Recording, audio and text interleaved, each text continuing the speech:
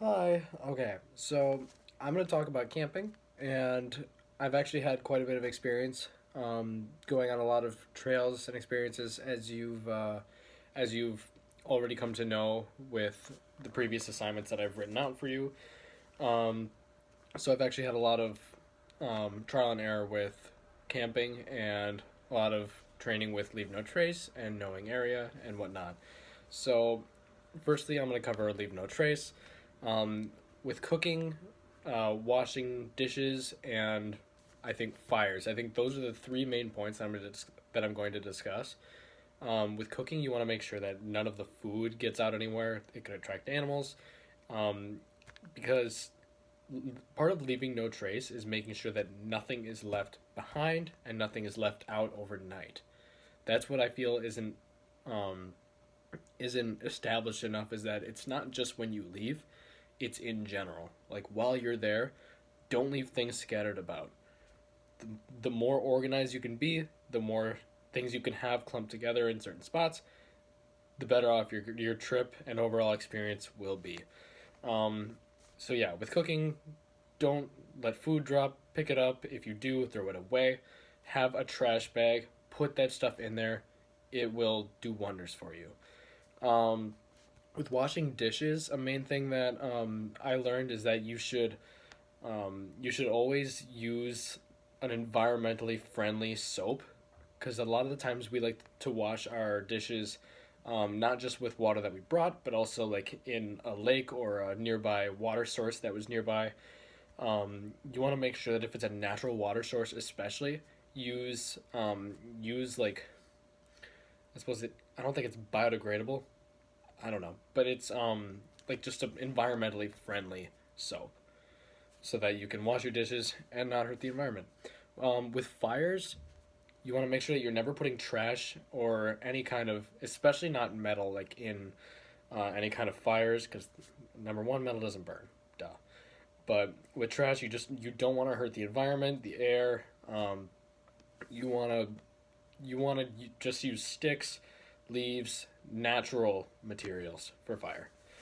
A big thing also is knowing the area. You want to bring your own materials, so you don't want to rob the area too much. Like this past, I've already actually written in another assignment about a trip I did to an island that I canoed to. I brought sticks, I brought wood, as you know. I brought my own materials because I knew it was a small island and I didn't want to harm the campsite and rob it of the resources that are there naturally. So I brought what I could. I made the most of my experience and it was amazing.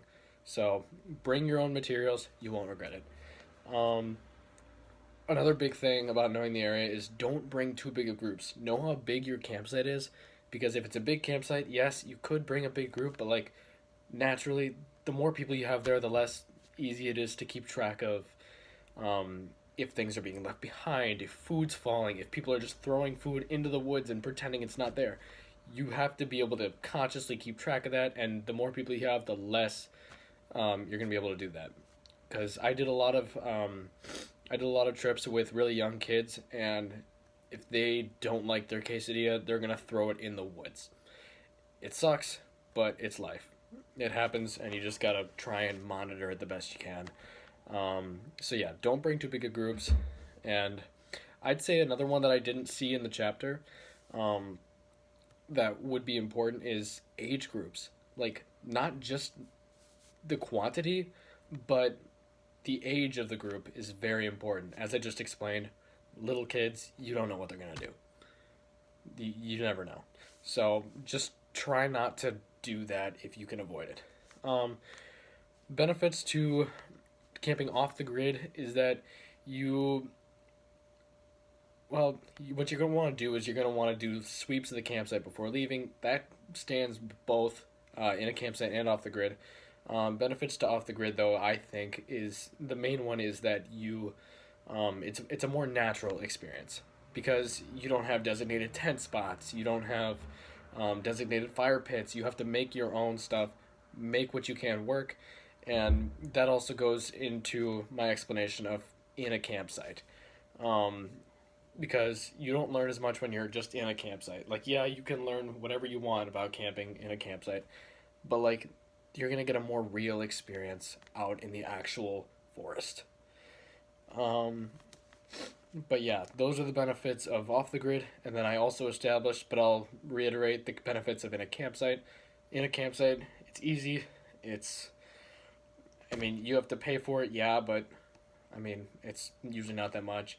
And it's got the designated fire pits, designated tent spots, and as long as you don't pitch your tents on plants and hurt the wildlife around there, you should be fine. It's pretty straightforward.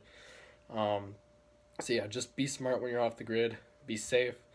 Um, bring an emergency device. That's what I would recommend. Bring a cellular device. Make sure that you know if there's cell service in that area, because you never know when you're gonna need help. So don't camp anywhere you're not safe. Anyways, I think that those points that I brought up really kind of bring together this chapter. I'm sure I missed a few things or just decided to leave a few things out, but those are the big ones in my opinion. Thank you for listening. Bye.